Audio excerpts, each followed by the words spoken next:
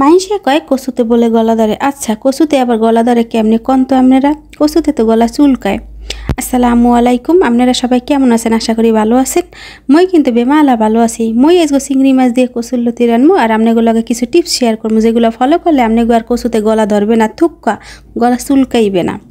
তাই চলেন, প্রথম টিপস হইলে গিয়ে প্রথমে ফুটন্ত গরম পানিতে কচু বা কচুর লতি 2 মিনিট জাল করে নিতে হবে। তারপর ছাঁকনি দিয়ে পানিটা ছাইকে হালাই দিতে হইবে। এই টিপসটা ফলো করলে আমাকে কচুর লতিতে গলা চুলকাইবে না। এরপর হইল গিয়ে চিংড়ি মাছ, পেঁয়াজ, আদা রসুন বাটা এগুলা ভালো করে ভাজা লইতে হইবে। ভাজা হয়ে গেলে এরপর পরিমাণ মতো লবণ আর হলুদের গুঁড়ো দিয়ে কচুর লতি ভালো করে ভাজা লইতে হইবে। মুই আজ কচুর লতির লগে আলু কুচি করে দিছি, কারণ কচুর লতি কম আছে, যা দিয়ে আমাকে স্বামী স্ত্রী দুইজনের ভাত খাওয়া হইবে না। এই লেগে আসলে বুদ্ধি করে এইটা করলাম। আর দ্বিতীয়ত হইল লেবুর রস।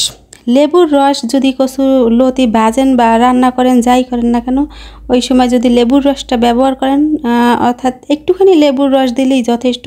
একটুখানি লেবুর রস দিলেই আর কচুতে গলা চুলকাইবে না, বা কচুর লতি যেইটাই রান্না করেন গলা একদমই চুলকাইবে না।